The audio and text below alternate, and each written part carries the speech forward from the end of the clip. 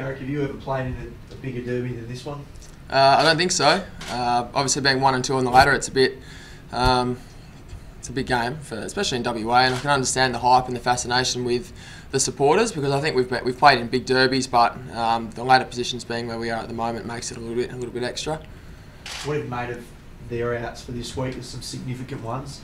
You've got some significant ins. It's kind of a nice way for you guys to go into the game, I suppose. Yeah, I mean, we'd always like to play against the best, and we always prepare to beat the best. So it's unfortunate with Nick Nat to miss and Tab Lacroix out as well, but we can only sort of prepare for who's playing, and hopefully we'll get some guys back ourselves, and it should be a big game.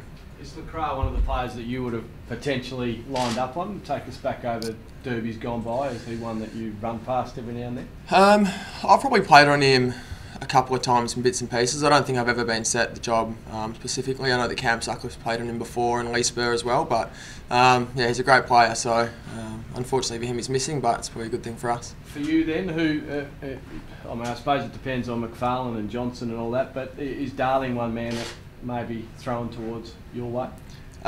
Possibly. We haven't spoken about it yet this week. We've still got to review St Kilda a little bit before we move on to the Derby, but yeah, he could be. I know they've got Maston and Cripps and a few guys who are sort of running forwards, and then they've got Josh Kennedy and a few other talls. So I'm not really sure who I'll line up on at the moment, but yeah, looking forward to seeing who it is. Do you ever keep an eye on the ladder and realise the significance of what this game could be for you guys, and more importantly for West Coast? I suppose it could push them down the ladder. Do you look at that stuff, or do you try not to pay any attention? I don't really pay attention to what everyone else is doing. It's a bit hard. It gets a bit detailed when you're looking at who wins and who loses and how it helps other teams, and relying on other results for us. So as long as we keep doing what we're doing, and we try to win each week, obviously, but more just focus on yeah, our spot really.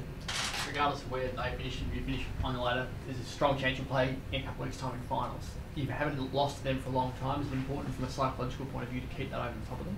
I don't think so. I think the ledger's almost square at the moment, so it's sort of 20 and 21 I think at the moment, and going into finals I think is a different kettle of fish altogether, because it's obviously a big game, and finals is different altogether to a home and away season, so psychologically I don't think it really matters. We want to prepare the same as normal, but yeah, it'll be a big game if it did happen. Fife and Johnson potentially coming back, or probably coming back, two massive ins obviously. I mean, for you, is it more important to have Johnson back because he's for your defence, or do you think Fife makes more of an impact for you? I mean, it's a good problem to have, I suppose. It's a great problem to have, really. I'd love to have them both back. Obviously, I play a bit closer to Jono because he's in the defence a little bit more, and Fife is a star around the ball. So Ross always says that the game's won and lost in the midfield, so it'd be handy to have him back. He's a pretty good player. So if we could get both back, that'd be great, but one or none, either way. Is Jono a big talker in the back line, or is he more of a silent leader? Or do you hear him sort of quarterbacking, or does he just go about his business?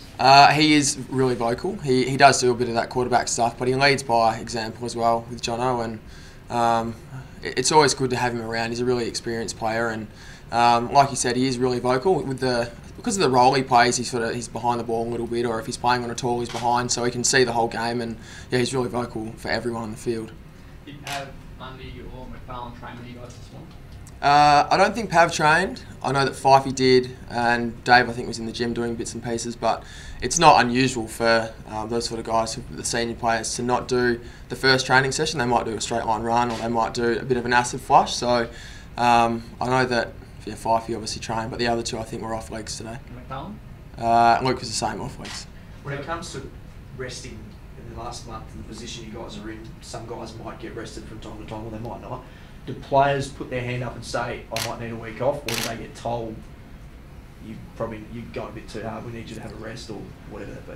I don't think any player volunteers to have a rest. I think everyone wants to play whenever they can, and that's up to Ross. Really, that's his final decision on what he thinks, and the strength and conditioning staff. So I think everybody wants to play. If they're fit, they want to be out there and on the weekend playing. So that's a Ross's call. For certain players, is it more important to have the continuity rather than having a week off? Does it?